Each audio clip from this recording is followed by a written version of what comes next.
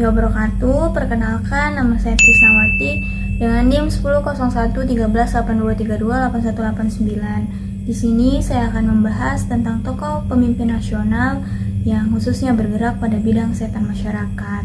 Beliau adalah Dr. Johannes Leimena.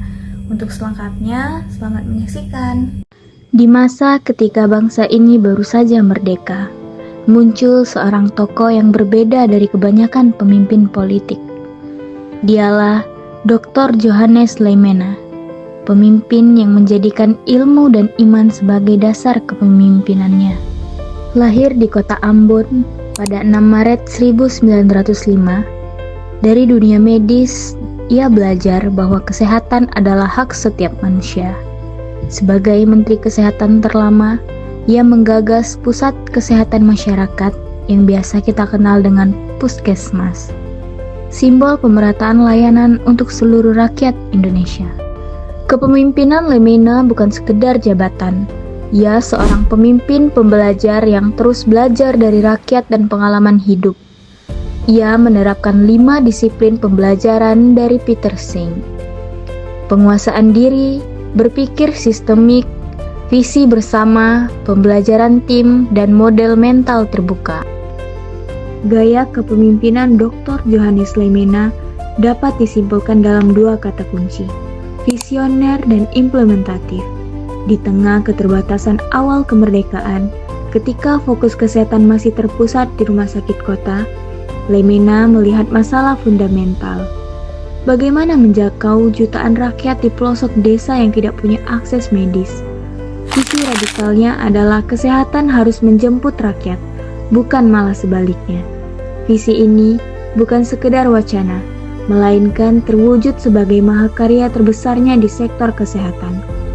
Pusat Kesehatan Masyarakat adalah wujud nyata dari servant leadership yang dirancang sebagai ujung tombak pelayanan yang menekankan tidak hanya pengobatan kuratif, tetapi yang lebih penting, upaya preventif dan promotif.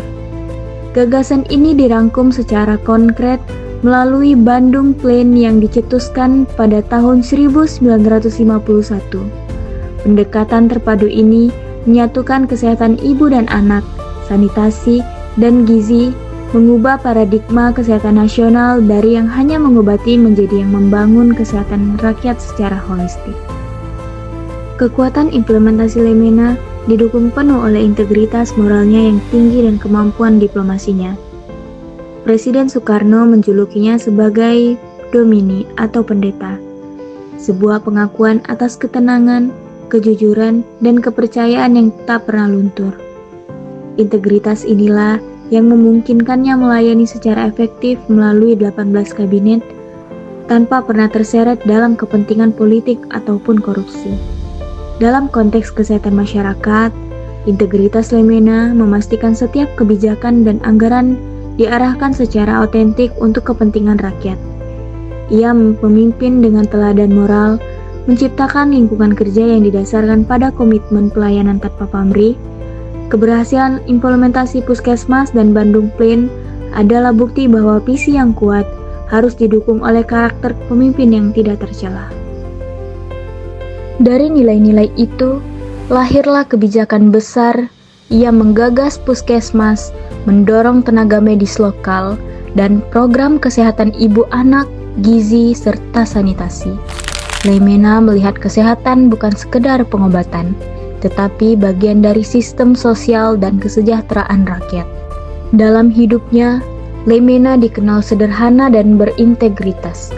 Ia menjauh dari korupsi dan menempatkan jabatan sebagai amanah dari Tuhan. Ia menjadi jembatan di tengah perbedaan agama dan politik, pemersatu bangsa melalui kasih dan dialog. Dari Leimena, kita belajar, pemimpin sejati adalah yang paling mampu melayani dengan hati. Warisan Leimena bukan hanya kebijakan, tapi nilai kejujuran, pembelajaran, dan kemanusiaan. Kini tugas kita melanjutkan semangatnya, menjadi pemimpin yang belajar dan melayani. Demikianlah video yang dapat saya sampaikan. Semoga dapat menginspirasi kita semua. Saya akhiri. Wassalamualaikum warahmatullahi wabarakatuh.